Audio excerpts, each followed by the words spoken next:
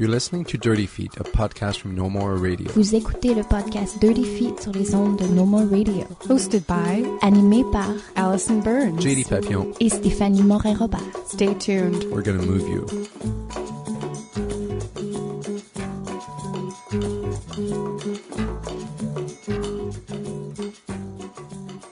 Bonjour tout le monde, bienvenue à un 124e épisode de Dirty Feet. Donc aujourd'hui, on va recevoir les artistes, quelques-uns des artistes en fait, qui sont impliqués dans la soirée du Lion, Money, Glam et Nostalgie à Tangente. Ça va être au Cabaret du Lion d'Or le 9, 10 et 11 avril à 19h30. Donc on va recevoir tout le monde en même temps. On va avoir Claudia Tchentak et Louis-Élien Martin qui parlent de la pièce Cash de Laurent Duo, Une danse de droite. Et Émilie Ruet et Karen Gravel qui viennent nous parler de « Et si tu n'existais pas, variation ». Donc, c'est la compagnie dans son salon. Donc, tout le monde, bonjour, ça va bien? Bon matin. Bon matin. Allô. Donc, cette soirée-là, en fait, c'est une soirée... c'est une soirée qui... est-ce que vous aviez planifié tout le monde ensemble de faire cette soirée-là? Tout d'abord, comment est-ce que la jeunesse de cette soirée-là avait eu lieu? Les filles, Ouais. vous étiez dans le projet avant nous. Alors, non, en fait, c'est vraiment Tangente qui a organisé la patente, puis qui nous ont jumelés avec Vanessa. Puis, c'est ça, j'avais oublié, mais effectivement, Claudia et Louis et Léon se sont liés à notre soirée un peu plus tard dans le processus. Puis je me souviens qu'on avait une discussion avec Dina avant que Claudia arrive pour le lieu de la place. Je pense que c'était avec Julie qu'on s'était dit monument, ouais, c'est cool, mais est-ce que... Et puis il proposait effectivement de faire ça ailleurs. Il y avait aussi eu des pourparlers pour qu'on peut-être en fasse la soirée bénéfice en même temps que notre soirée. Fait qu'il y a eu comme plusieurs histoires à notre soirée. Puis finalement, on est resté au Lion d'Or. Puis ça a été... ça se passe là. Puis l'idée aussi, c'est d'amener le public dans un autre espace, d'amener la danse dans un autre espace qui est habituel à ce qu'on est habitué de voir, c'est ça. Fait que, ouais, c'est ça, pas mal ça. Ouais, c'est ça. Nous, on est arrivés une fois que la soirée était déjà créée, le concept, on s'est fait proposer de présenter une nouvelle création au Cabaret du Lion d'Or. Donc, quand on a abordé la création, on savait déjà qu'on était dans ce lieu-là. Donc, ça a beaucoup teinté notre direction artistique, je dirais. C'est ça. Dans votre cas, en fait, dans son salon, c'est pas la première fois que vous présentez au Lion d'Or. Vous aviez déjà présenté dans le cadre de la soirée bénéfice de Tangente. Dans votre cas, Louis-Élien et Claudia, c'est la première fois que vous performez là? Au Lion d'Or, moi j'ai fait partie comme interprète de la pièce Angus Young, 21 Angus Young de Hélène Simard, qui était la soirée bénéfice de Tangente de cette année. Donc on était dans le lieu, mais c'était une proposition complètement différente de ce qu'on va faire parce qu'on prenait la scène et tout le reste. Mais c'est tellement une belle salle, le Lion d'Or. Je suis allée souvent voir des shows, donc je trouve ça le fun comme salle. Ouais, c'est ça. Je pense que les quatre, on a quand même déjà participé sur scène à quelque chose au Lion d'Or, que ce soit en tant qu'interprète ou en tant que spectateur, de venir voir des shows. Puis je pense que c'est ça, là c'est vraiment notre travail qui va être présenté, donc c'est vraiment comme, je pense qu'en connaissant l'endroit, en y étant allé voir des shows, moi je me rappelle j'étais allé voir Cabaret Gravel qui avait été performé là-bas. Puis je pense que c'est ça, comme disait Claudia, ça a comme un peu teinté nos idées de se dire ok, c'est quoi qui tu sais, il faut pas s'attendre à une soirée normal d'un show de Tangente, c'est comme au Monument National où c'est vraiment le quatrième mur, le public, les performeurs sur scène, puis il y a comme un échange qui est difficile à établir, comme une aisance qui est difficile à établir, alors que là c'est vraiment une soirée chill, les gens peuvent boire leur bière, peuvent aller au bar, peuvent aller fumer une cigarette, tu sais, c'est comme, peuvent rentrer, sortir comme ils veulent, il y a pas de règles établies de ok, c'est à telle heure, puis là c'est comme, donc il y a vraiment ce côté, on veut vraiment utiliser ce côté cabaret de la liberté du public de faire vraiment comme bon lui semble. Donc puis je pense qu'aussi on en a parlé ce matin avec Émilie pour ce qui est de l'interaction avec le public. C'est vraiment ça va sûrement être une autre vibe, dans le sens où vu que c'est un espace plus ouvert où comme presque le quatrième mur n'existe pas, on s'adresse beaucoup au public, donc tu sais, je pense que la réaction puis l'implication du public va vraiment être différente que dans une salle, disons comme normale, tu sais, de danse, de présentation de danse.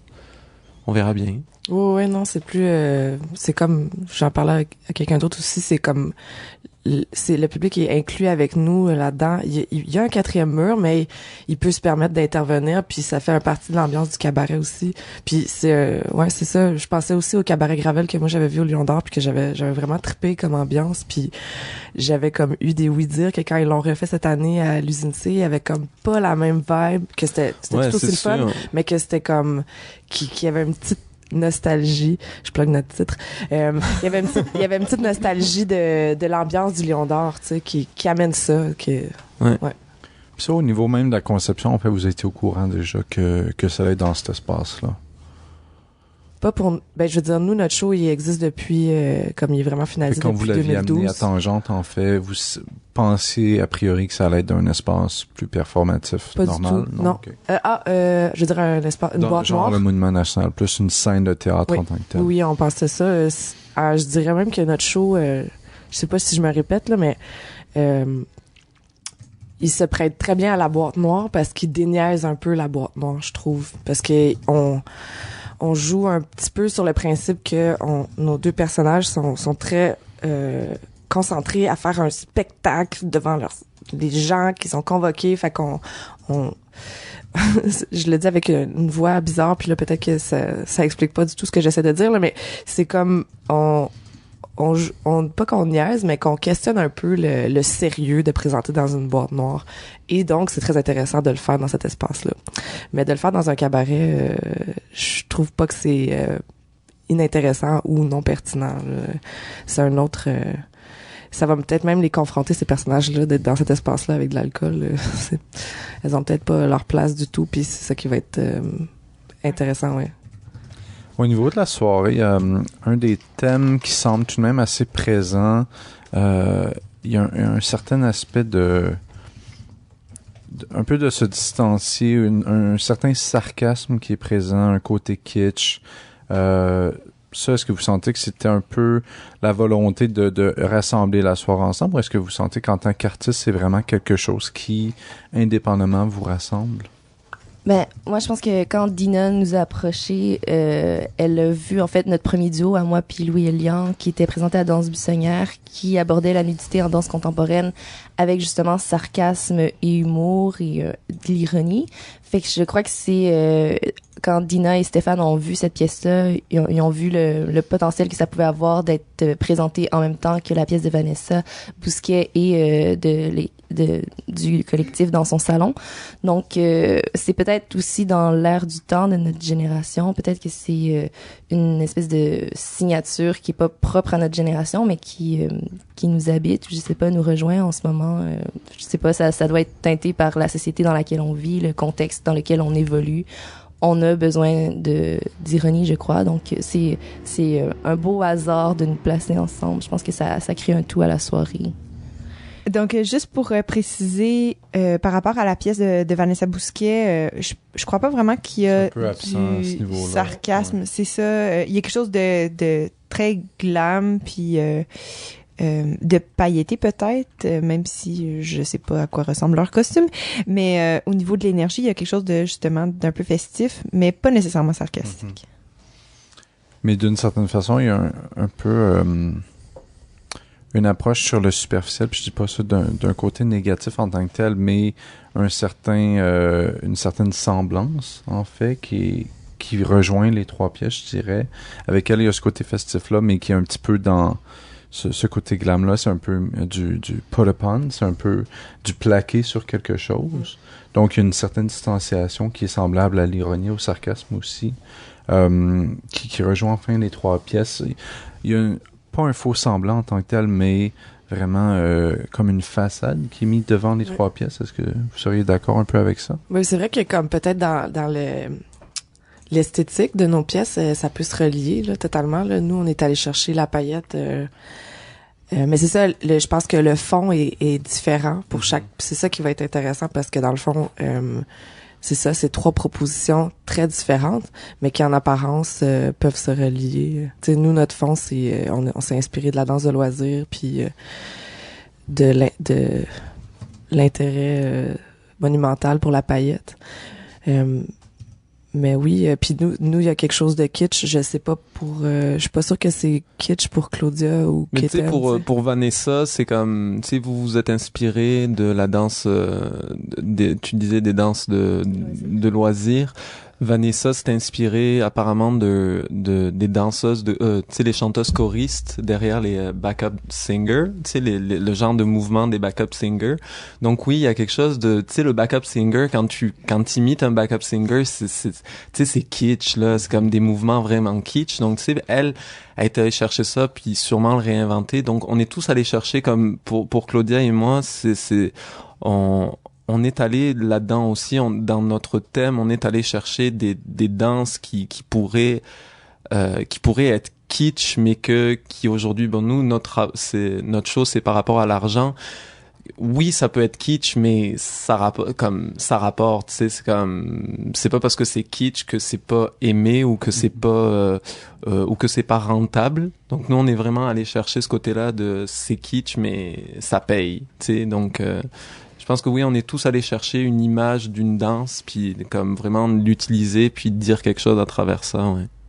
Donc, d'une certaine façon, le mot qui serait peut-être meilleur pour expliquer ce qui vous rassemble les 3 pièces, ça serait plus un jeu avec le ridicule, peut-être? On dirait que j'aurais dit, parce qu'on n'arrête pas de le dire, là, mais j'aurais dit kitsch. Puis le kitsch, dans le fond, c'est comme... pas que je veux faire une définition, mais tu sais, c'est d'amener des choses qui appellent à la sensation, puis qui réveillent des émotions très fortes en nous. Donc, justement, la paillette, ou Claudia porte des belles robes, ou Vanessa va aller chercher des mouvements qu'on reconnaît, puis qui viennent tout de suite nous chercher. Donc, ouais, c'est ça, l'appel à la sensation forte que le kitsch peut amener. En fait, je pense que le kitsch aussi, c'est plus des références. Comme tu dis, c'est des mouvements qu'on reconnaît. Fait que pour le public, c'est un point de repère avec lequel on joue. Donc, très rapidement, ils peuvent rentrer dans chacun de nos univers qui sont assez, je crois, déjantés, chacun dans leur direction. Mais le fait de présenter des mouvements kitsch fait que le spectateur comprend rapidement qu'est-ce qui se passe corporellement dans la présentation. Donc, après ça, ils peuvent se laisser aller, je crois. Empathie kinesthésique.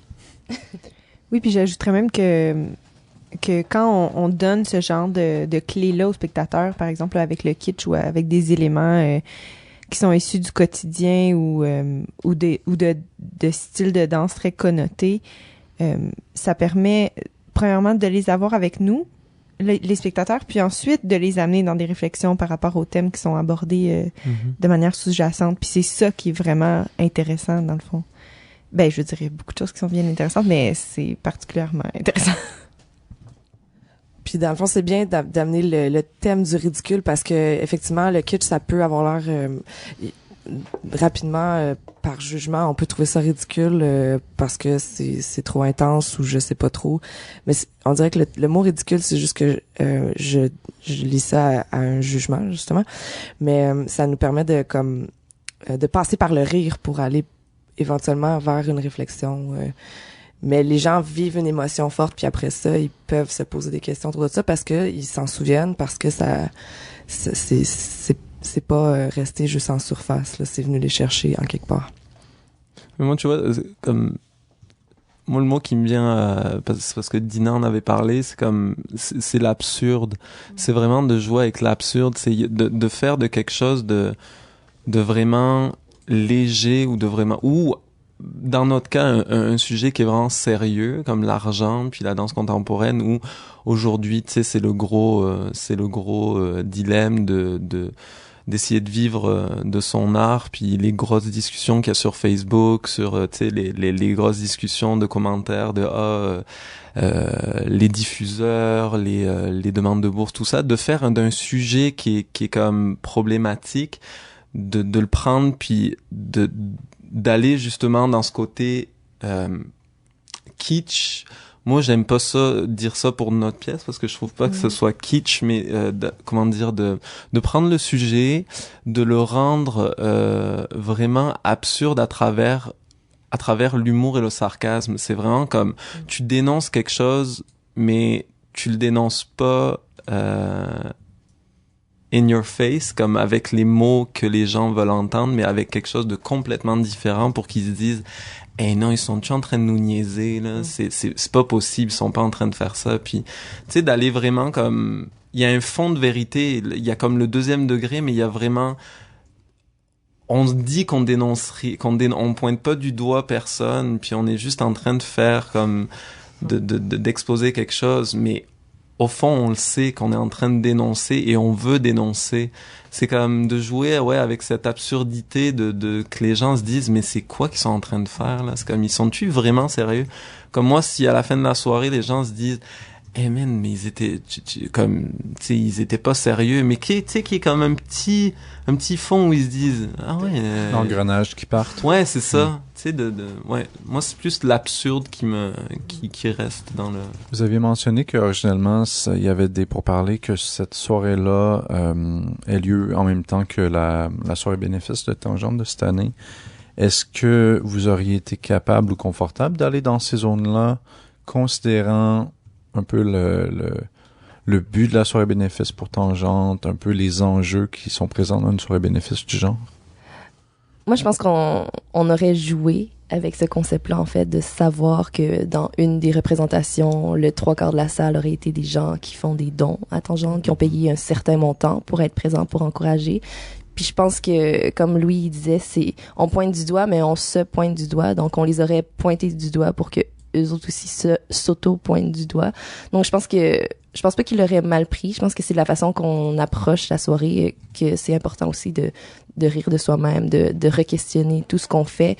Même pour l'avoir vécu, la soirée bénéfice de Tangente, en étant interprète pour Hélène Simard, je pense que c'est tellement un public différent qui est là pour d'autres raisons. Ils sont pas nécessairement là pour voir l'œuvre, mais plus pour être en gang, en encourageant l'art.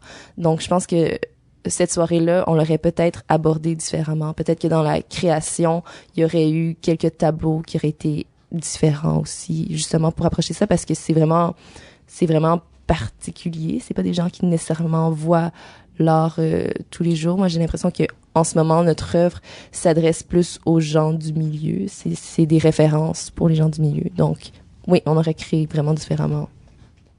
Mais c'est drôle parce que après ça, les raisons de Tangente, ça dérange. C'est peu importe, mais quand ils ont fait la soirée avec Hélène, elle a pas fait de compromis. C'était pas le thème de l'argent, mais il y avait quand même c'était très irrévérencieux. Puis Tangente, il adorait ça, là, que ce soit comme ça. Puis Stéphane, il a dit, tu gardes ça, tu sais, comme ça. Puis, fait que, moi, je pense que ça aurait été, peu importe les raisons, je pense que ça aurait été une soirée, justement avec le thème que vous abordez, vraiment intéressant, là.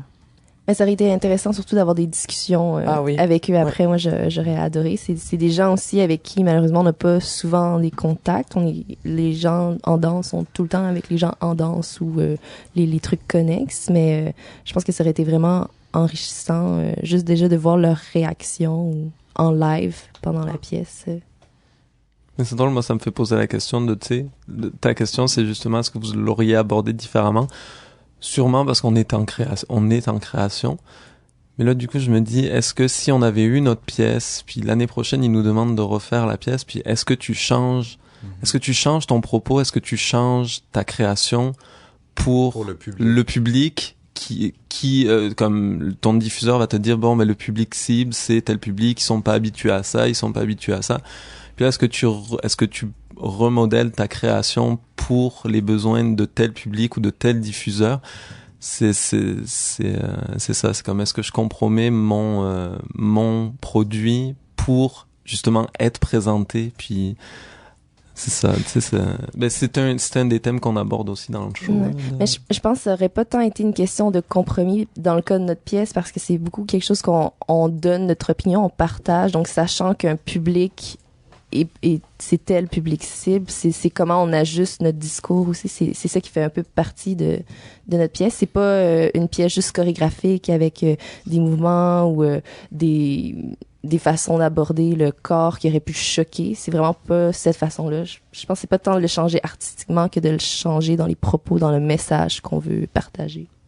Oui, puis en fait, quand on parle d'adapter peut-être selon un public cible, ben je pense pas nécessairement que c'est toujours dans la voie de diminuer l'œuvre, mais des fois juste de réussir à vraiment aller rejoindre des personnes en particulier. Fait que c'est pas non plus de compromettre les idées qu'on veut mettre de l'avant, mais des fois c'est juste de la manière qu'on va utiliser pour livrer justement l'œuvre. Fait que, mais je suis d'accord avec le fait qu'on peut pas restreindre un propos dans son ensemble, mais des fois juste des petits ajustements, ça fait du bien, puis on le fait tous en fait là, quelque part. C'est intéressant parce que ça m'emmène en fait à ma prochaine question. Quand on parlait tantôt de l'aspect kitsch, on avait mentionné qu'il y avait un aspect de reconnaissance d'une certaine façon, une sorte de sources de référence communes qui sont nécessaires au kitsch pour avoir justement cet aspect de nostalgie-là. Sauf que ces références culturelles-là vont être spécifiques souvent à la démographie, souvent à l'endroit géographique où quelque chose est présenté. Dans son salon, vous avez mentionné tantôt avoir présenté à Toronto. Avec votre approche à la création, cette performance-là à Toronto, comment ça avait été au juste? Ben c'était assez positif. Il y avait eu 2 publics. Il y en a un super réceptif, comme même on les entendait rire, puis l'autre qui était je pense un peu qui avait jamais vu ça. C'est ça. Donc c'était nouveau notre manière de faire, quoique je pense vraiment pas qu'on révolutionne la danse. Je pense juste que la danse présentée à Toronto c'est différent de ce qu'on voit ici. Donc il y a ça. Puis le fait qu'on danse sur la musique de Joe Dassin qui ne connaissait pas les paroles, tout ça n'existait pas. Mais pardon, j'arrête pas. Donc tout ça n'existait pas. Mais la musique quétaine existe dans toutes les cultures, dans tous les mondes. Donc j'ai l'impression qu'ils ont découvert Joe Dassin, puis peut-être, j'ose espérer pour certains d'entre eux, sont allés acheter les albums. Ben c'est ça, peut-être. Puis on l'a fait, on s'était adapté aussi. Karen le chantait en anglais. Donc, hein, c'est ça, on parlait d'adaptation. Mais c'était le fun, ça a bien passé, j'ai l'impression. Donc maintenant, on va vouloir entendre Karen chanter Et si tu n'existais pas en anglais. 7-8. À la semaine prochaine. Je viendrai voir le spectacle pour entendre ma jolie voix. Mais oui, juste pour ajouter aussi ce qu'Emily a dit, le fait qu'on présente ce spectacle-là dans un public qui connaisse pas. Nous, on n'arrête pas de dire que c'est la célèbre chanson de Joe Dassin, mais là-bas, c'était juste une chanson. Puis ça a comme révélé d'autres pans de cette chanson, des textes, du corps qui est mis de l'avant par la danse qu'on fait. Parce que dans le fond, l'absence de la célébrité de la chanson a juste laissé de l'espace à d'autres choses que peut-être ça prendrait un certain temps, un certain recul pour les gens d'ici de percevoir ces choses-là. Donc dans les deux cas, c'est pas vos premières pièces. Donc dans son salon, Louis-Élia Martin, Claudia Chantag, vous avez tous les deux collaboré ensemble auparavant. J'aimerais que dans vos mots, en fait, vous parliez un peu de votre processus, de ce qui vous habite, de ce qui vous intéresse. Donc Louis-Élia, Claudia, si vous voulez commencer peut-être. Ok, donc nous on a commencé notre collaboration artistique avec Tout nu tout cru, 5 à 7 nudistes, 2 danseurs qui voulaient faire du nu. En fait, on a fait une vidéo danse ensemble. C'est vrai. C'est ça notre rencontre. C'est vrai. En fait, je lui avais demandé de faire. J'avais un concept. Un chorégraphe français avait eu un concept de vidéo danse, puis je cherchais quelqu'un pour réaliser ici au Québec. Puis en fait, Claudia est apparue. Puis en tant que je faisais le stage de la nuit. C'est là qu'on s'est rencontrés. Puis ça a comme été un coup de foudre. Moi, je dirais jusque là. Après notre première fois, sans préliminaire, on est allé prendre une sangria dans le vieux Montréal. Ouais. Puis là, on s'est mis à parler de nudité, en fait, directement. Puis c'est de là qu'est né Tout nu tout cru, l'envie de le créer. C'est ça. Puis, en fait, on était encore dans la création de Tout nu, tout cru, qu'on s'est dit, on se demandait, ok, où est-ce que ça pourrait aller cette idée-là? Est-ce qu'on peut aller plus loin? Donc c'est sûr qu'on a toujours en tête une idée d'un show c'est une pièce entière pour Tout nu tout cru qui est toujours dans notre tête, qu'on aimerait ça développer. Mais en fait, on se demandait est-ce qu'il y a d'autres sujets qu'on aimerait aborder dans cette idée-là de duo, puis de assez sérieux, puis mais avec une touche d'humour et de sarcasme. Puis donc on s'était dit si on faisait une trilogie, ça donnerait quoi? Puis là donc la nudité, c'était ça. Puis en fait quand on s'est dit le cash, c'est la période où il y a eu beaucoup de questionnements, des gens qui mettaient des posts sur Facebook en dénonçant qu'il y en avait marre. Donc on s'est dit, il y a vraiment quelque chose là-dedans dans tout ce qui est la subvention, puis comme l'argent. Donc on s'est dit, l'argent, ce serait un bon sujet. Donc en fait, puis là, on a eu la proposition de Tangente. Donc on s'est dit, on va continuer notre idée du duo avec le concept de l'argent. Donc on sait pas, peut-être que la troisième étape, on va y réfléchir. On a des idées, mais tu sais, on se dit, si on a une proposition là, on clôt notre petite trilogie avec un super sujet. Puis c'est ça. Ouais. En fait, je pense que la façon qu'on vient chercher nos thématiques, qu'est-ce qui nous anime, c'est que justement, on en parle de façon casual autour d'un verre de sangria ou d'une bière. Donc, on rentre dans une espèce d'état de, tu sais, quand tu parles puis tu veux changer le monde. Donc, veux pas, en rentrant dans ça, il y a les sujets qui pop, qui sont des sujets qui concernent énormément le milieu de la danse, qui sont extrêmement importants, mais dont les gens parlent pas assez ou prennent pas le temps de lancer leur opinion. Donc c'est pour ça que la nudité, on trouvait il y en a tout le temps, souvent dans les shows. Puis c'est tout le temps quelque chose qu'on parle en disant juste il va y avoir de la nudité. Pourquoi de la nudité? Mais il y a d'autres discussions au-delà de ça. Même chose pour l'argent. Tout le monde est comme moi j'ai pas d'argent, toi t'as pas d'argent, personne n'a de l'argent, on est fâchés. Mais au-delà de ça, qu'est-ce qu'on propose comme solution? Donc c'est vraiment des sujets qu'on a envie d'aborder, qui font partie du milieu de la danse, mais que personne veut creuser là-dedans pour vraiment aborder le sujet. Puis nous, plutôt que d'écrire un livre sur le sujet, on a plus envie de créer quelque chose, d'utiliser le spectacle pour partager nos opinions, puis aussi soulever des questions, faire que les gens réfléchissent.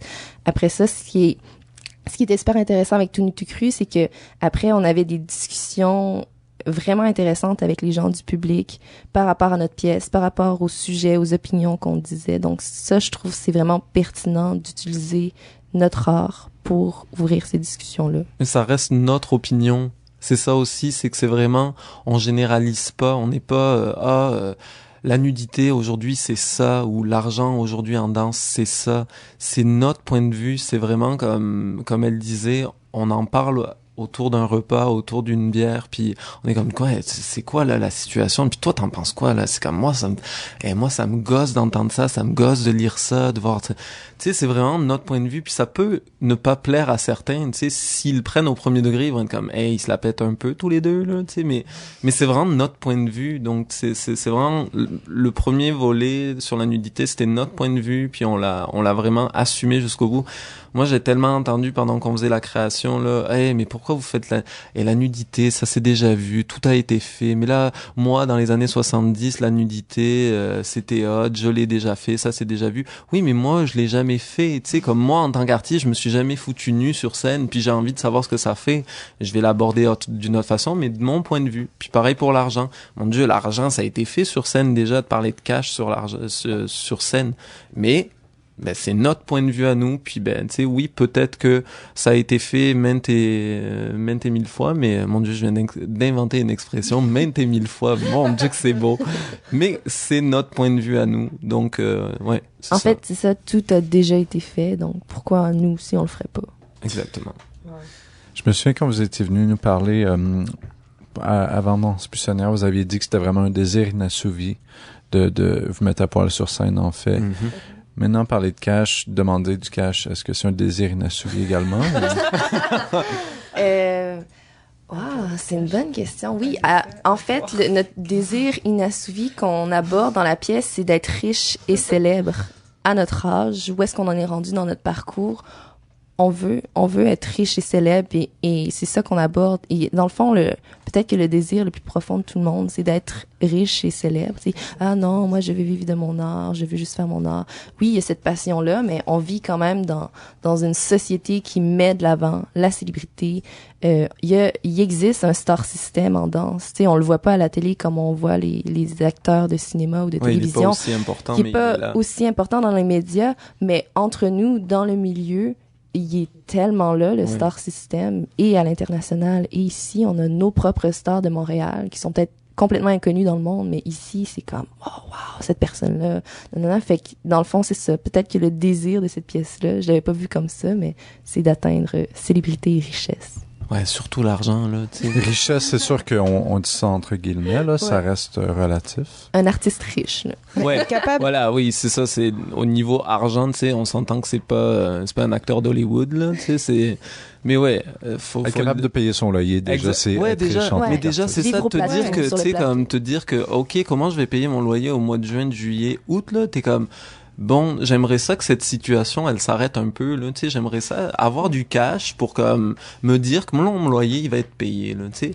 Hey, c'est que les crises qu'on fait, là, non, mais c'est vrai, tu sais, des fois, au niveau de l'argent, faut le dire, les crises d'angoisse qu'on fait à cause de ça, parce que tu sais pas comment tu vas payer ton loyer, là, c'est grave, c'est juste ton loyer, mais faut le dire, là, tu sais, comme, oui, on aimerait ça tous, danser tous les jours, et puis avoir de l'argent, en faisant ça, tu sais. Être payé, nous, mais aussi payer ses collaborateurs avec qui on travaille. On rêve tous d'avoir la subvention de fonctionnement. On veut tous avoir notre compagnie qui, tous les jours, on a tellement d'argent pour payer les gens qui font vivre notre compagnie. Je pense que c'est quelque chose de très égoïste, mais égoïste aussi, qui est quelque chose qui se partage. Moi, je trouve que tu te sens mieux comme artiste si tu respectes tous tes collaborateurs. Je pense que c'est important. Tu te sens mieux dans ta peau. C'est beau, Claudia. Mais tu sais, c'est drôle aussi juste ce matin, j'avais la réflexion un peu peut-être niaiseuse, mais c'est juste que on se sent coupable de déjà s'acheter une paire de souliers au printemps pour pas toffer nos bottes jusqu'à temps que ça soit le temps de porter des gougounes juste parce qu'on n'en a pas d'argent. Fait que tu sais, juste de s'acheter une paire de souliers comme ça au printemps, ça serait comme un gros cadeau qu'on se fait à nous-mêmes. Je pense qu'on est loin derrière d'autres professions, là.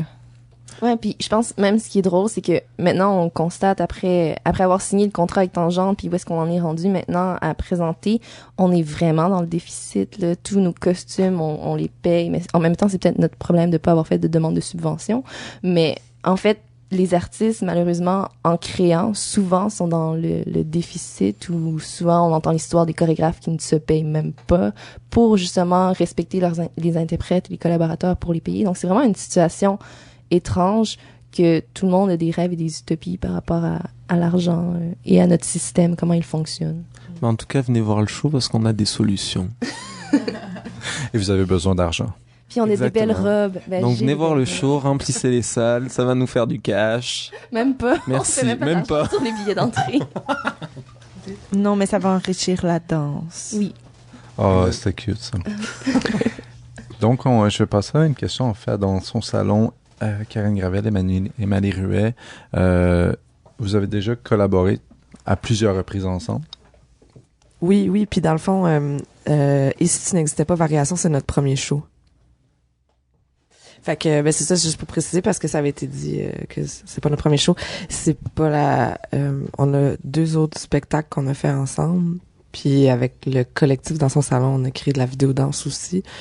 Donc, avec le temps, on a comme développé notre univers chorégraphique. Au début, c'est ça a parti de l'université. Puis, ce show-là aussi, ça part d'une collaboration. On a été bien en équipe forcée. Nos noms ont été pigés, là. Puis, dans le fond, on a choisi...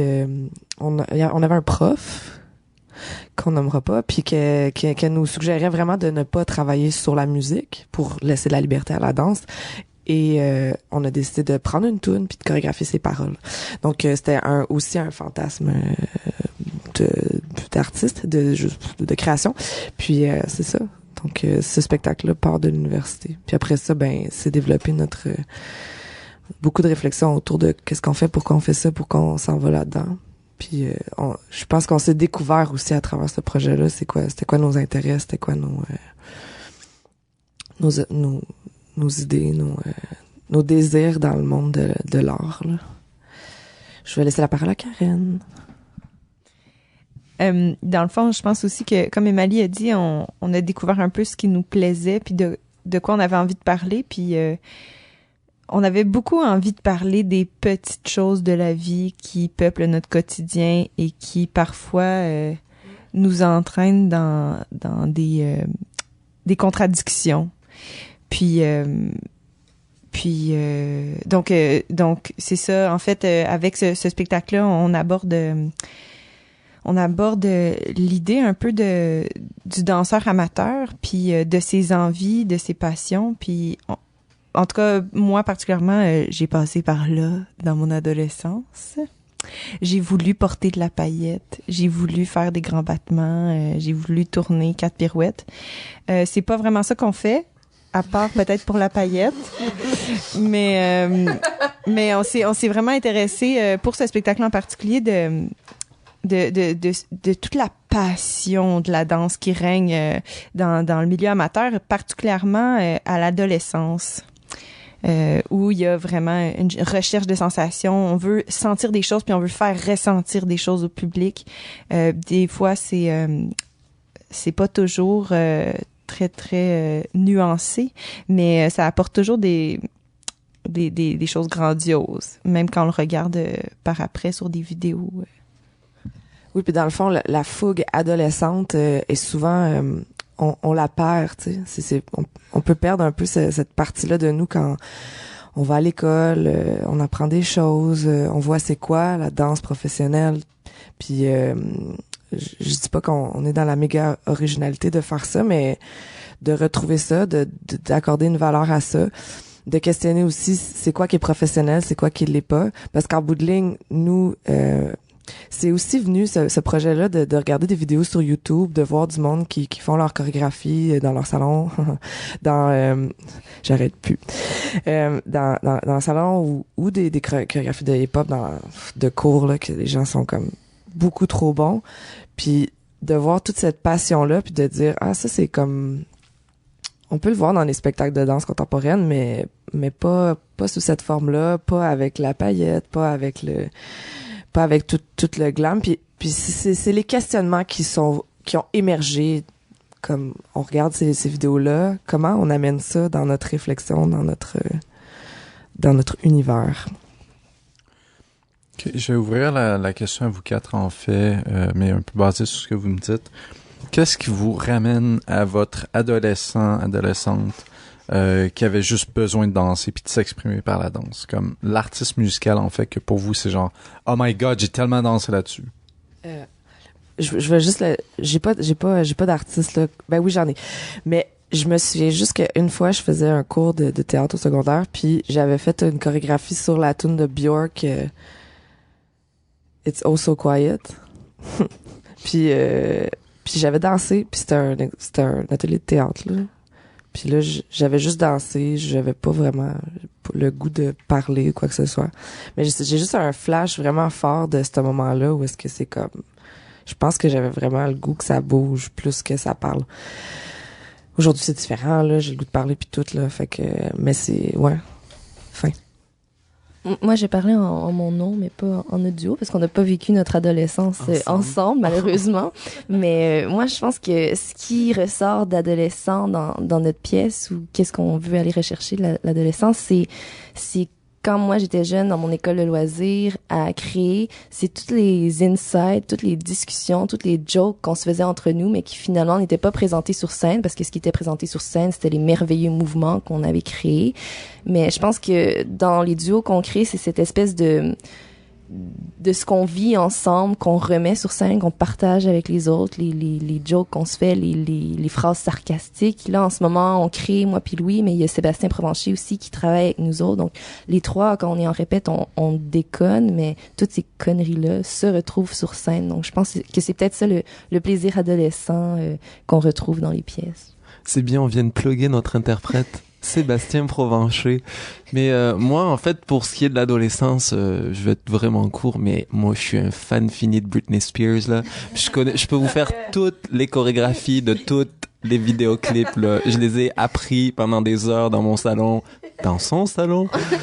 Mais ouais, Britney Spears, puis moi, mon rêve, c'était... Je me disais que danseur derrière Britney Spears, là, tu devais vraiment te faire du cash, puis tu devais vraiment tourner full, là. Bon, je suis pas derrière Britney Spears, je suis à côté de Claudia, mais c'est aussi bien. Voilà. Mais t'es pauvre. Et je suis pauvre. Puis t'es pas à Las Vegas. Je suis pas à Las Vegas. Mais t'es bien habillé. Ouais. Puis moi aussi.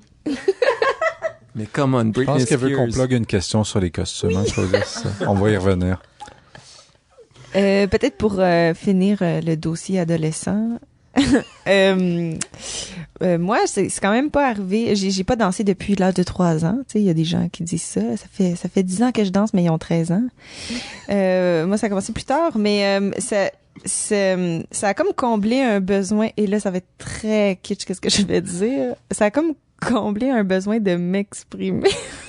C'est ça que mais oui, mais parce que j'étais vraiment une jeune fille très très timide et tout d'un coup je pouvais être autre chose que ce que je suis dans la vie de tous les jours sur scène, et tout d'un coup on m'écoutait en train de danser, même si mon costume s'était déchiré, même si je m'étais plantée, ben là les gens étaient tout d'un coup alertes à ce que j'avais à dire, ou en tout cas à faire, là, des grands battements, des tours.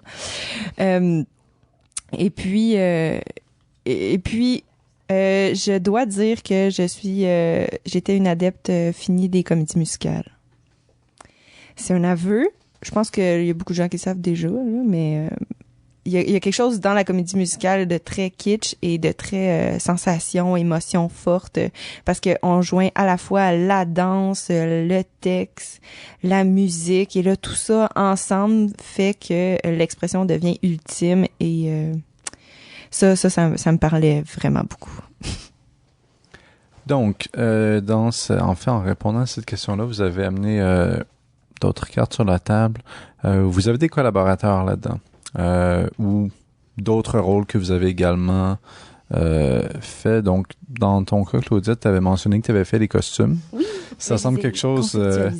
OK, donc est-ce que vous voulez nous parler un peu des autres gens qui sont impliqués dans tout le processus de ce que vous avez fait? En plus des costumes magnifiques, on a des collaborateurs magnifiques. On a d'abord Sébastien Provencher, c'est sûr, qui heureusement se prête tellement à notre jeu, parce que le concept, c'est notre duo plus Seb.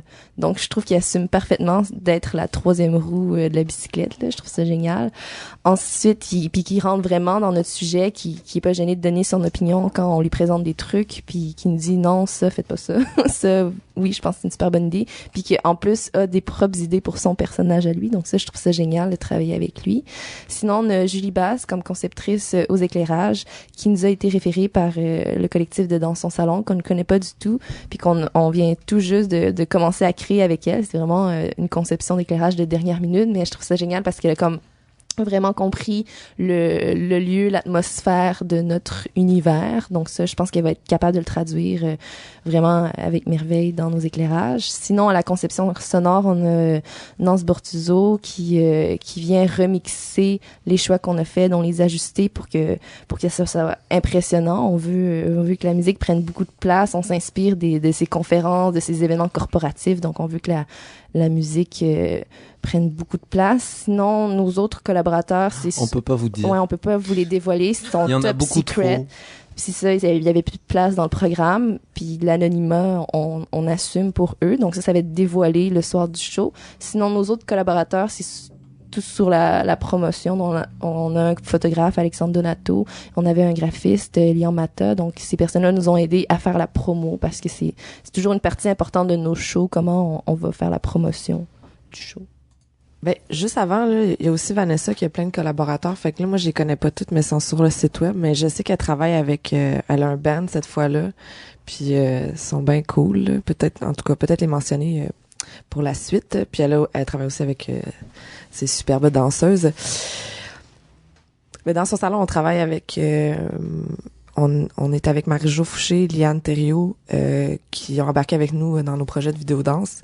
Puis là, pour ce projet-là, c'est peut-être de l'abus, mais sont nos 2 répétitrices, mais elles connaissent tellement bien notre travail que ça devient vraiment pertinent leur présence. Puis on s'en est rendu compte aussi en parlant avec Dina que elles agissaient plus autant en termes de répétitrices qu'en termes de dramaturge dans leurs commentaires. Puis mais ça fait partie de notre travail. Être dramaturge, avoir un dramaturge dans ce qu'on fait, c'est beaucoup trop important. Donc c'est ça. Donc j'ai nommé ces deux-là. Ensuite, on a Nicolas Desalliés qui a assumé la création de quelques variations musicales et si tu n'existais pas. Certaines chansons proviennent des internets et on a cherché le nom, mais certains sont inconnus, d'autres pas. Puis, on a des collaborateurs vidéo aussi. Julie Basse aussi fait nos éclairages. C'est une personne incroyable, une conceptrice d'éclairage qui travaille déjà sur des projets importants et à surveiller, sans conteste, autant au niveau de la danse qu'au théâtre. Je ne le dirai jamais assez, mais elle est avec nous. Donc, et on vous la prête. Non, mais n'hésitez pas à l'appeler. En tout cas, elle est merveilleuse. Et j'ai vraiment très hâte de voir son travail au Lion d'Or. Je suis très excitée par sa conception. Pour Vanessa Bousquet, en fait, toutes les informations pour les gens qui sont intéressés peuvent le trouver sur le site de Tangente de toute façon. Fait que plutôt que de mal les présenter, j'invite les gens à aller voir son vidéo, à aller voir la pièce. Mais elle également utilise Julie Basse, donc Julie a dû être très occupée avec vos 3 projets. Un peu, oui. Parfait. Juste pour rappeler à tout le monde, on parlait pour la soirée du Lion, Money Glam et Nostalgie qui va être à Tangente au cabaret du Lion d'Or les 9, 10 et 11 avril à 19h30. Donc avec nous, on avait Claudia Chantak et Louis-Élian Martin qui venaient nous parler de Cash, de Laurent Duo, Une danse de droite.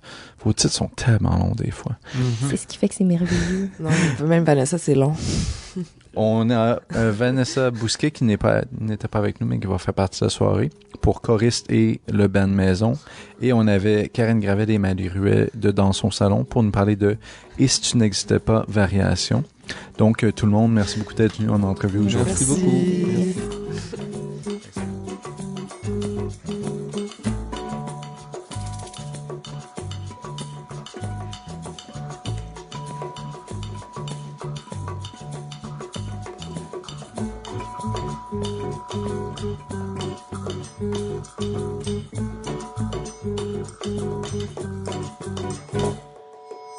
Dirty Feet was previously recorded at the Montreal Improv Theatre and is currently recorded out of Mainline Theatre.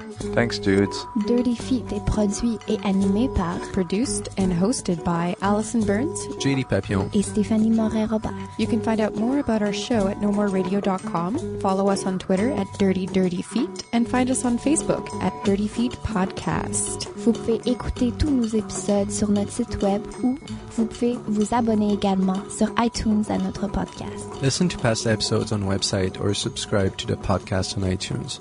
While you're there, be sure to give us a rating and or leave a comment to help us spread the word. Tune in next week for a whole new show.